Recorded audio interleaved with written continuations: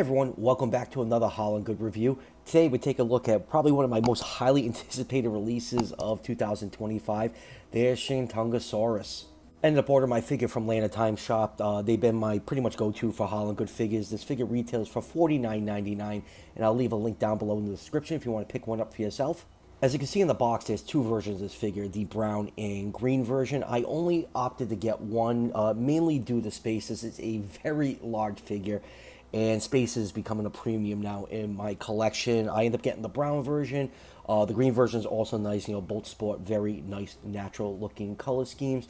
So let's just take a quick look at the packaging. We got both versions on the front, 1/35 scale, and then on the top of the box we do get pictures of the vast variety of figures Haolonggood has produced over the years. A lot of ceratopsians, stegosaurs, a few hadrosaurs. Not as many theropods as their herbivores, which I am okay with. With their T-Rex release, they vastly improved how well they could do theropods before that. They've been kind of hit or miss with them, but yeah, they're absolutely killing it with their herbivores. And here is the Shantungosaurus the packaging, and this is a very large and imposing figure, as it should be. Shantungosaurus is the largest Hadrosaur species, the largest ornithosaurid dinosaur, and the largest non-sauropod dinosaur. This is a figure I've always wanted for years. Very few companies have done this species. I think PNSO did a large vinyl one years and years ago that is kind of close to size. Unfortunately, I don't own that figure, so there won't be a comparison to that. I believe Andy did compare those two on his review if you want to check that out. But yeah, this thing looks really nice. The brown color scheme is very natural. Look, you have this nice molting of dark patches all over the body. You have that soft tissue reconstruction over the head with some nice orange painted on those inflatable sacs behind each nostril, piercing blue for the eyes, and the mouth is sculpted open, and that is pretty cool because you don't see that too often on Hadrosaur figures. But yeah, this thing is huge and imposing. I can't wait to get the comparisons because I've had a blast comparing this to other 1/35 scale figures just to show you the sheer size of this animal. And for measurements, this impressive figure is 15.5 inches from the tip of the beak to the tip of the tail, 39.3 centimeters, and 5.5 inches tall at the top of the hips, or just under 14 centimeters. So Shantungosaurus in real life between 49 and 56 feet long, or 15 to 17 meters.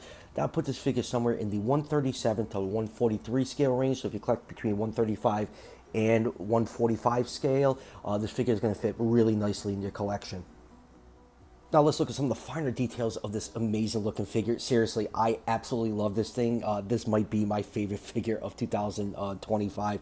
I've had it for a few days. I am completely enamored with this figure. So taking a look at the head sculpt is really, really nice. I like how the mouth is sculpted open. This is a huge, powerful animal. I can see it signaling its presence in its environment, to saying, don't mess with me, I will screw you up.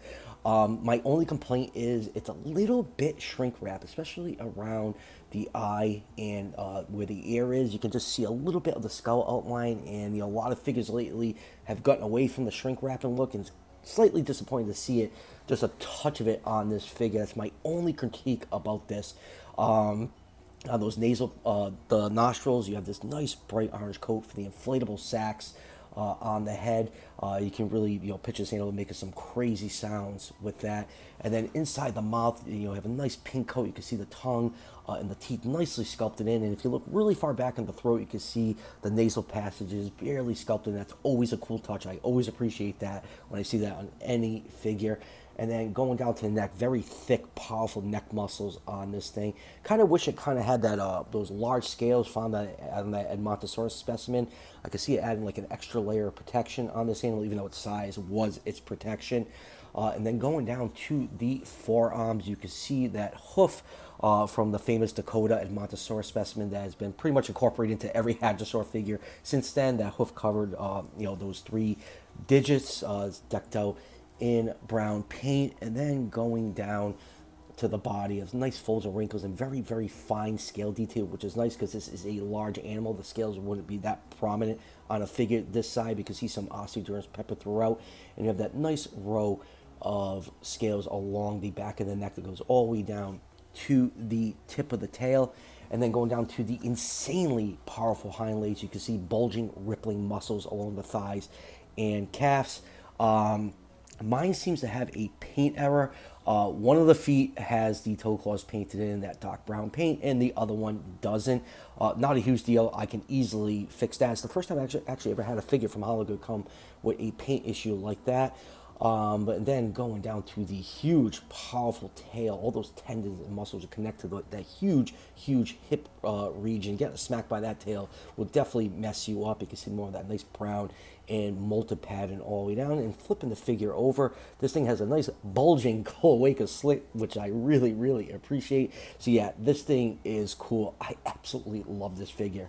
Moving on with comparisons, here it is with Collectay's 140 scale human. And this really hammers home what a absolute unit of an animal Shantungosaurus was. Next up is a group shot of all the Hadrosaur species Haolonggood has done so far. The Shantungosaurus is the 5th species that they've done over the years. We have the amazing Saurolophus, Edmontosaurus, Maiasaur, and Telatophus. You can really see the difference with the Telatophus. A little while ago, every once in a while, Haolonggood would release like a figure. It must be from a different sculptor. They just were very, very flat looking, and the paint apps really sucked on them, and they really feel out of place. And comparing all 5 of these figures together, the Telatophus really feels like it's from a different company.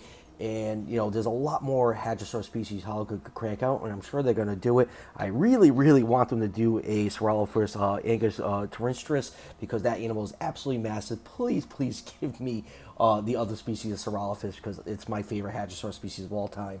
And like I said a couple times during this review, Shantungosaurus is the largest Hadrosaur species known. And here it is with one of the smallest known, Tetishadros.